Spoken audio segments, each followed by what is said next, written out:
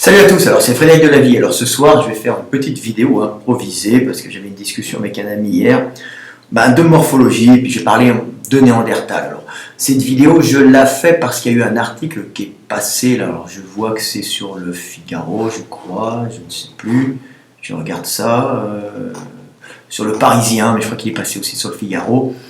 On a découvert une dent humaine de 560 000 ans découverte à Tautavel. Donc Tautavel c'est en France, hein. C'est dans le site de la cône de l'Arago, près de Perpignan, Pyrénées-Orientales. Il y a des grottes, les hommes utilisaient ces grottes pour se protéger des intempéries, hein, et pour s'y abriter, faire du feu et conserver la chaleur. Toujours cette foutue calorie, comme je dis, hein, c'est ce qui est fondamental à tout être vivant et à toute chose.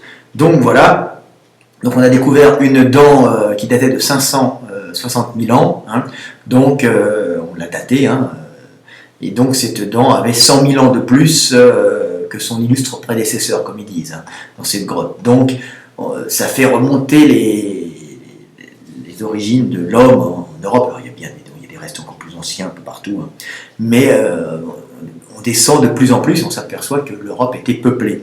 Alors leur question c'était, ils viennent de s'apercevoir, ils se disent, hein, c'est la pièce du pulse manquant, c'est ce qu'ils disent, ça se termine comme ça, hein, cette histoire. C'est intéressant pour la conclusion qu'on peut en tirer. Alors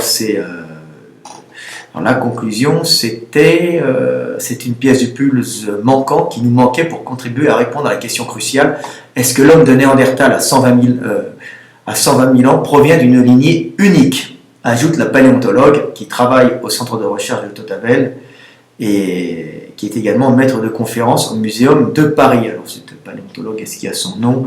Oui, je crois qu'il y a son nom, c'est une jeune femme, je crois qu'elle a 30 et quelques années. Hein. Donc voilà, donc 39, quelque chose comme ça, je ne me souviens plus. Donc elle se pose la question, est-ce que Néandertal provient vraiment d'une lignée unique? Alors évidemment, Frédéric Delavie avait déjà répondu à la question, évidemment que non, Néandertal ne provient pas d'une lignée unique, et qu'on met tout dans des paquets. Alors il y a Néandertal d'un côté, il y a Sapiens qui monte après, Sapiens qui se métisse un peu, mais qui reçoit des gènes par métissage de Néandertal. Donc on aurait, nous les Européens, entre 3 et 4% de gènes, mais ça ne s'est pas passé comme ça. Évidemment, Sapiens s'est confronté à Néandertal et il y a eu des unions, il y a eu des transmissions de patrimoine génétique, bien sûr, mais Néandertal, qui était une montée bien plus ancienne d'Afrique, n'était pas totalement isolée non plus des Sapiens. C'est pour ça qu'elle a conservé une compatibilité génétique, hein, reproductive, hein. Il n'y a pas eu d'isolation. Pourquoi? Parce qu'il y a toujours eu des montées, hein, même en petite quantité, des montées d'individus du Sud ou des arrivées d'individus par le Moyen-Orient en général. Hein. C'était un peu plus dur de passer par Gibraltar, hein. Mais il y a quand même eu sûrement, hein, mais il y a toujours eu des montées d'hommes, même si c'était pas des grandes quantités d'individus, des montées d'hommes qui se sont mélangés aussi, qui ont transmis leurs gènes, des montées d'Afrique, hein, qui ont transmis leurs gènes à Néandertal, en s'associant à Néandertal, en couchant avec, en se reproduisant avec Néandertal. Donc ces individus qui venaient en petite quantité dans Néandertal, qui s'était isolé, qui avait prospéré, et donc Néandertal continuait à recevoir du matériel génétique d'Afrique, ce qui fait que quand il y a eu la grosse montée Sapiens, il y a 40, 60 000 ans, hein, on dit que ça a commencé à 100 000 ans vers le Moyen-Orient, après ils sont repassés par l'Europe, alors bien sûr, il y a eu le passage en Asie, et Sapiens avait continué, hein, à avoir des compatibilités génétiques et des possibilités de se reproduire avec Néandertal, puisqu'il y avait tout le temps du matériel génétique qui, même en faible quantité, arrivait chez Néandertal de temps à autre. Hein. Oui, les hommes, il n'y a pas eu les hommes qui sont restés en Afrique, hein, et qui sont une fois remontés avec Sapiens, donc Sapiens qui est une évolution des ancêtres de Néandertal, mais africaine, qui seraient remontés en Afrique, hein. Donc, et qui se seraient reproduits un peu avec Néandertal. On disait avant qu'ils ne s'étaient jamais reproduits. N'oubliez pas que moi, ça fait 15 ans que je l'ai dit, hein. Donc ça me fait plaisir que maintenant, il y a des paléontologues, ces jeunes femmes, qui commencent à dire la même chose que ce que je dis depuis plusieurs années. Donc vous voyez, à chaque fois que je dis quelque chose, en général, ça s'avère juste. Je n'ai pas dit de truc pour le moment qui s'avérait faux, et on compte par dizaines par an les découvertes que je fais et les explications qui sont toujours confirmées par les recherches des chercheurs. Donc si vous voulez un bon paléontologue, vous allez chez Fred Delavier parce que j'ai une bonne vision d'ensemble. Et les gens qui suivent mes chaînes peuvent vous le confirmer, ils vont dire oui Fred, nous on suit tes chaînes depuis plusieurs années, tu l'avais dit. Et bien Néandertal, ils vont s'apercevoir qu'il n'y a pas une lignée Néandertal, il y a Néandertal qui continue à recevoir du matériel génétique un peu partout, de temps en temps, même si c'est la lignée principale qui après disparaît progressivement, mais repasse du matériel génétique par association à Sapiens, Sapiens qui remonte en grande quantité il y a 40-60 000 ans. Et normalement, c'est évident, dans le sud on se reproduit plus vite, donc, et on est plus vigoureux sexuellement, pas vigoureux au niveau résistance. Néandertal est très bien adapté, mais adapté à des climats froids, donc on se reproduit moins, parce qu'il fait froid, et donc on est au ralenti une partie de l'année. Et on ne lutte pas contre la nature, on lutte contre la mort de la nature. C'est calorique tout ça.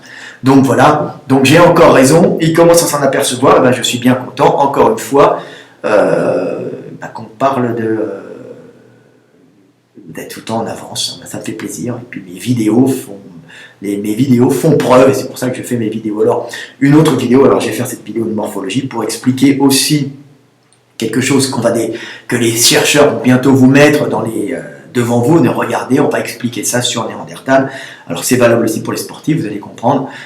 J'ai étudié les Africains là récemment, je fais une vidéo sur la cage thoracique des Africains, la capacité pulmonaire des Africains, et je vais la faire aussi pour Néandertal, en expliquant justement la morphologie de Néandertal, avec la morphologie si particulière de Néandertal, avec sa grosse cage thoracique, son bassin un peu large. Alors je vais vous montrer un peu ça, puis je vais expliquer. J'avais expliqué que c'était pour le gras, mais j'avais oublié de signaler parce que j'avais fait une découverte sur les Africains, encore une découverte que j'ai faite, et bientôt on va vous l'expliquer encore une fois. Je rigole, j'ai mes vidéos qui sont tout le temps en avance, donc on peut toujours me traiter d'affabulateur.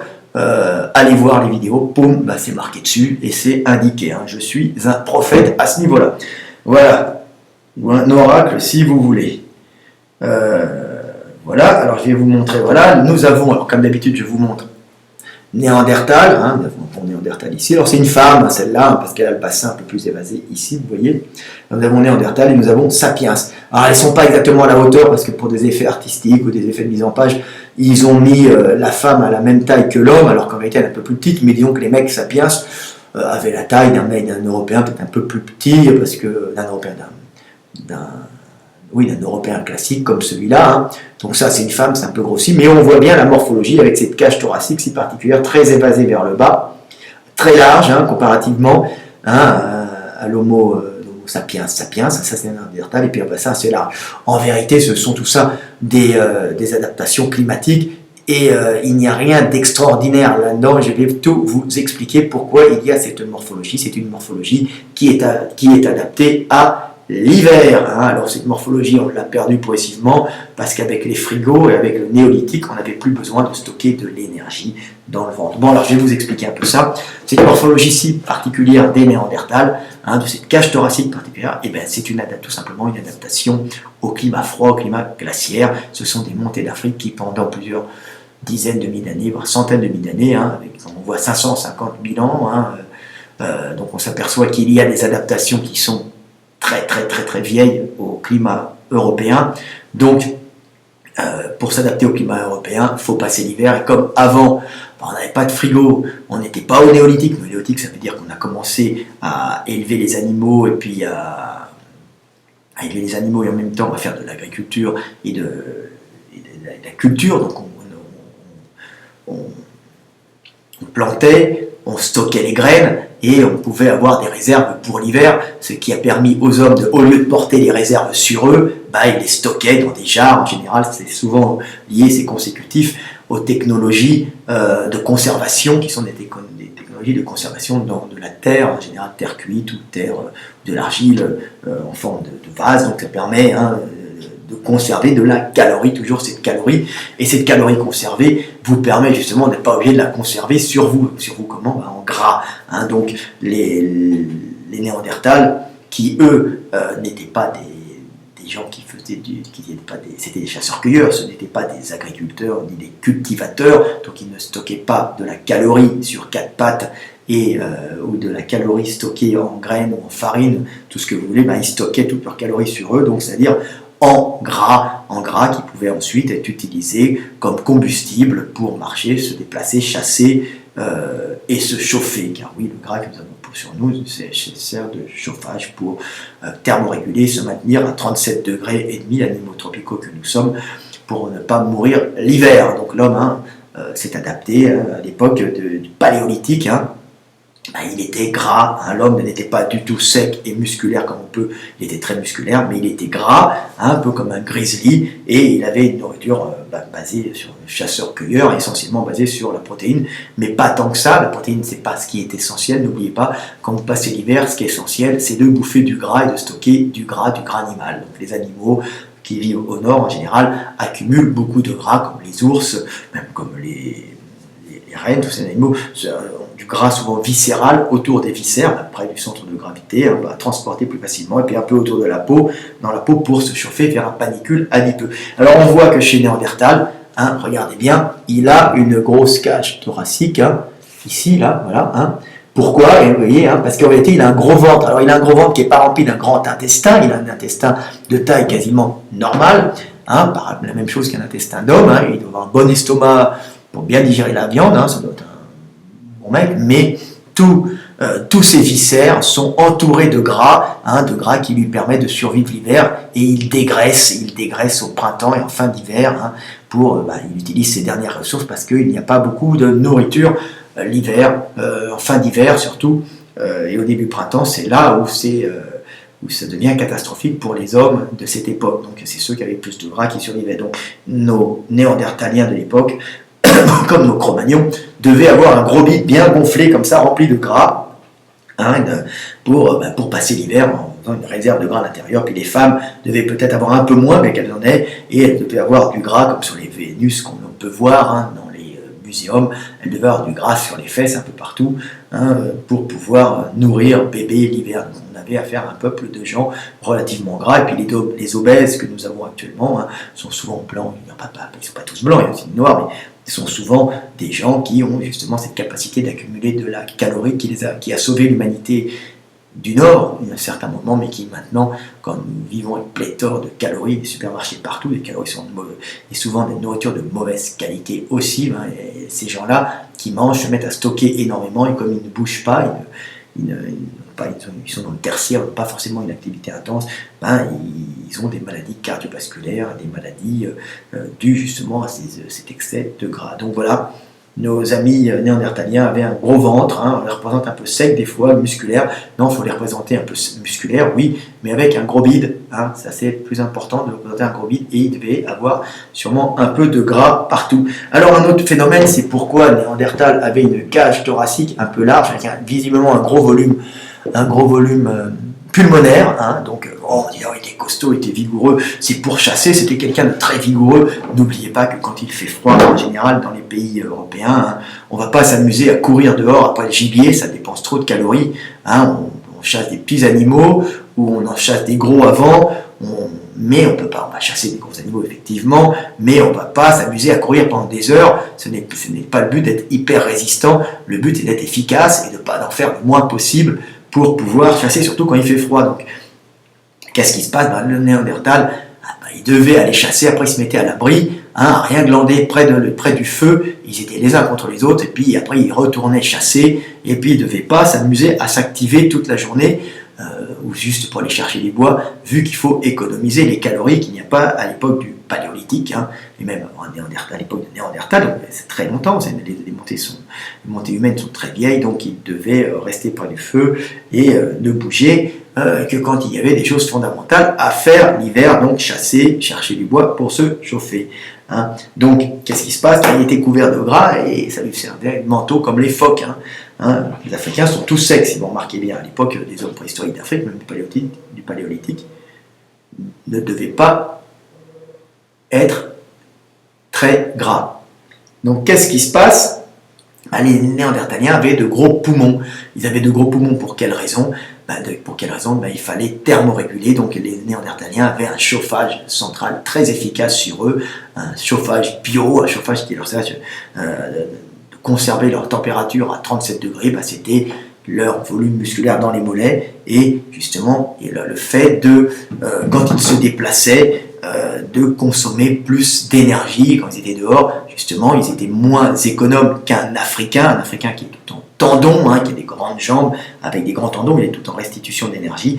Notre ami néandertalien, nos amis même Cro-Magnons, tous nos amis du nord de l'Europe, et de l'Europe, ils devaient avoir de gros mollets, des jambes relativement courtes en général, pas moins longues que les Africains en tout cas, avec de gros mollets, des gros muscles vers le bas, peu économiques, qui dépensaient beaucoup d'énergie. Mais pourquoi? Parce que le mouvement, l'énergie entraînée pour le mouvement, donc des muscles longs, peu économiques, avec des leviers pas excellents par rapport aux Africains, avec peu de tendons, donc moins de restitution d'énergie. Alors on se dit, mais pourquoi moins efficace? Le gros mollet, c'est moins bon pour se déplacer. Non, justement, quand il fait froid, tu es peut-être moins efficace, tu es moins restitution d'énergie, mais tu vas, en utilisant plus d'énergie pour le déplacement, et des moins bons leviers, des plus gros muscles qui descendent jusqu'en bas, tu vas produire de la chaleur, et cette chaleur va t'empêcher de te refroidir trop, et surtout de maintenir la température des membres inférieurs et du corps au passage assez élevée pour éviter d'avoir le muscle qui descend un peu trop en température et qui devient vulnérable aux blessures parce qu'il change de tonicité et il risque de casser.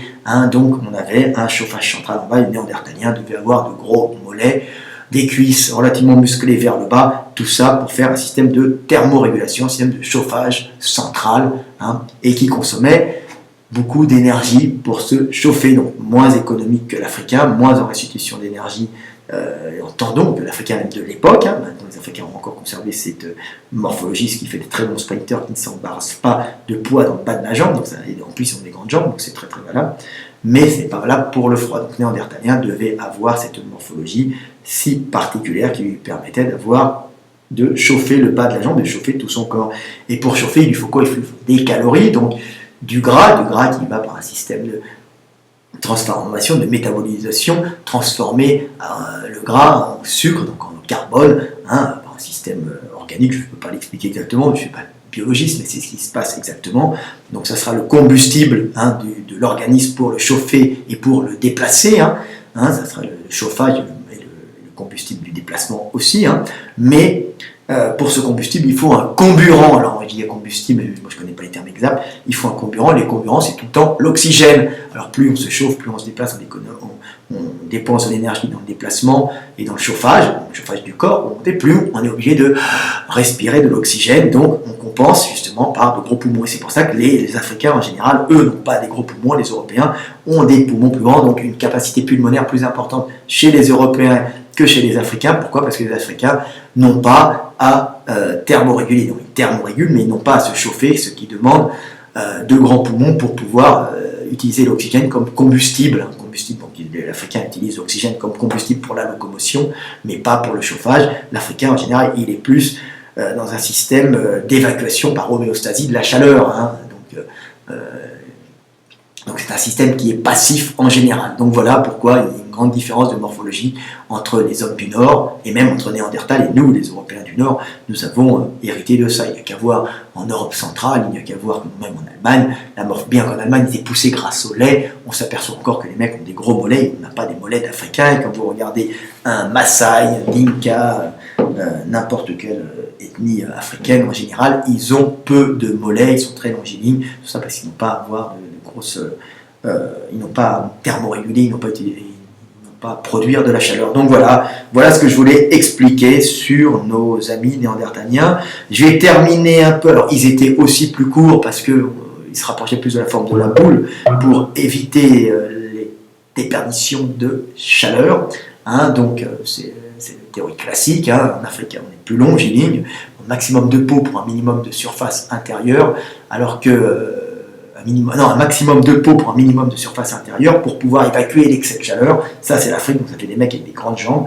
Et quand on est en Europe, on a plutôt l'inverse, on a des grands bustes, plein de gras, le buste, surtout chez les hommes, pour accumuler du gras. Maintenant, c'est moins utile, mais ça nous a sauvé la vie pendant des centaines d'années avant le paléolithique, mais quand même, au paléolithique, on avait besoin de gras quand même aussi, et avant l'arrivée des frigos et des supermarchés en bas de chez nous. Donc on avait besoin d'être un peu gras. Il n'y a qu'à voir les vieilles publicités. On voyait un homme qui avait réussi, c'était en général un bonhomme avec un peu de gras sur le ventre. Donc vous voyez, on est dans des optiques différent entre le sud et le nord. Une petite découverte que j'ai faite sur les Africains. Remarquez, pas tous les Africains, parce qu'il y a les Camerounais, les gens de forêt, l'Afrique c'est vaste, c'est comme l'Europe, hein, mais il y a des constantes, l'Africain longiligne, en général, pas une petite taille. Pourquoi une petite taille? Parce qu'ils ne stockent pas de gras dans le ventre, notre Africain moderne, hein, nos afro-descendants, plutôt nos Africains subsahariens. Donc cette taille fine des Africains, hein, vient du fait qu'ils n'ont pas à stocker de gras dans le ventre pour passer l'hiver, comme l'Européen, hein. Donc ils ont des viscères qui ne sont en général pas recouverts de gras, sauf les Africains qui vivent peut-être maintenant, qui mangent trop, ou qui vivent en Amérique ou en Europe, qui se mettent à trop manger, à grossir, évidemment, au bout d'un moment, ça va exploser en gras. Mais à la base, les Africains, remarquez qu'ils ont une taille fine, et parce qu'ils, justement, ils n'ont pas stocké du gras, et l'Européen a une taille plus large, hein, c'est pas parce qu'il a une morphologie moche, non, c'est uniquement parce qu'il doit remplir son ventre avec du gras pour passer l'hiver, donc c'est assez essentiel. Et la femme européenne en général, elle ne stocke pas trop dans le ventre parce qu'elle va avoir un bébé, donc elle va stocker sur les fesses. On en revient tout le temps au stockage et à la calorie. Donc voilà la morphologie. Alors ce qui donne aux Africains une particularité aussi, cette morphologie avec une taille fine, hein, de grandes jambes, comme je l'ai expliqué, de grandes jambes, hein, il faut thermoréguler, hein, donc un petit buste, hein, pas de grande capacité pulmonaire, pas besoin parce qu'ils n'ont pas à se chauffer, donc ils n'ont pas besoin de beaucoup de carburant parce qu'ils utilisent l'oxygène uniquement pour le déplacement et pas pour la thermorégulation. Eux, ils thermorégulent pas passivement par homéostasie, hein, donc beaucoup de peau, transpirant pas mal. Donc par contre, grandes jambes, gros fessiers pour compenser, hein, et ces grandes jambes, si vous remarquez bien, et ça c'est une petite, j'apporte ça dans cette vidéo, grandes jambes ça fait des grandes enjambées, pour compenser ces grandes enjambées, hein, pour stabiliser comme un peu un équilibriste sur son fil, hein, bah, quand on fait des grandes enjambées, on doit compenser avec de larges épaules, et l'Africain, c'est pour ça que les Africains, regardez la morphologie des Africains en général, ils ont grandes jambes, taille fine, pas de gras, adaptation au froid, petits mollets fins tout en tendons pour restitution d'énergie, hein, avec les groupes musculaires plutôt montés près du centre de gravité de la fesse pour ne pas chauffer, ils n'ont pas besoin de chauffer comme nous les Européens, donc grandes jambes, grandes oscillations, et pour compenser ces grandes oscillations équilibrées, larges épaules, c'est pour ça que l'Africain en général, si vous remarquez bien, taille fine, larges épaules et grandes jambes. Pourquoi larges épaules? C'est comme l'équilibriste pour compenser ces grandes oscillations. Donc vous avez une morphologie typique de quelqu'un qui vit au chaud. Et les Européens, en général, les épaules sont un peu moins larges, ils sont costauds quand même, ils ont des larges épaules, mais en général c'est gros bidon, costauds, et puis les membres plutôt gros vers les extrémités pour pouvoir maintenir la chaleur. Donc vous voyez, alors c'est typique, les Polonais, comme vous les regardez, alors ils sont très musclés, je ne veux pas dire, mais ils n'ont pas ces largeurs d'épaule et ces tailles fines, hein, ils ont plutôt taille plus large, un peu bien en épaule, mais sans être aussi impressionnant que l'Africain qui utilise ses épaules pour compenser ces grandes oscillations, ces grandes enjambées. Donc voilà, j'espère que je vous ai expliqué pas mal de trucs sur la morphologie. On est parti de Néandertal, maintenant on arrive aux Africains modernes, hein, afrodescendants. Et puis j'espère qu'avec cette vidéo, vous comprendrez tous et vous saurez un peu qui vous êtes et d'où vous venez. Un dernier petit truc, les singes, eux aussi, ont une cage qui part très large, très évasée. Si on remarque avec un gros bidon, ils n'ont pas un gros bidon comme les Européens pour la même raison, ils ont un gros bidon parce que eux sont des végétariens en général, gorilles, chimpanzés, donc leur cage évasée, hein, elle est là parce qu'ils ont besoin d'avoir de grands intestins pour casser les fibres de cellulose et grâce à la fermentation, donc ils ont une usine à fermenter, des intestins qui sont plus grands que ceux de nous, nous les humains, les homo sapiens, hein, parce que nous on s'est habitués à cuire les aliments, donc prédigestion externe, on n'a pas besoin de casser, et puis même on ne bouffe pas la cellulose, on n'est pas habitué. Alors eux, ils assimilent beaucoup moins bien la cellulose que les herbivores des savanes, mais ils l'assimilent quand même un peu, donc ils cassent un peu grâce à leurs intestins, mais rien à voir avec une vache, bien sûr, hein, ils sont essentiellement frugivores, hein, mais quand même frugivores, on a besoin quand même de grands intestins. Alors, ils ont besoin quand même de casser toutes ces fibres, mais c'est moins que ces usines à fermentation sur 4 pattes que l'on peut voir en savane. Mais quand même, ils ont un grand buste. Alors, ce grand buste est fait parce qu'ils ont surtout de grands intestins. Et nous, l'intestin s'est réduit grâce à la cuisson et aussi au passage en savane et à notre alimentation plus carnée. Voilà. C'était Frédéric Delavier. J'espère que vous avez compris. 24 minutes 48 sur l'évolution humaine. Allez, à bientôt. J'espère que vous en sortirez plus intelligent. et plus instruit. Salut!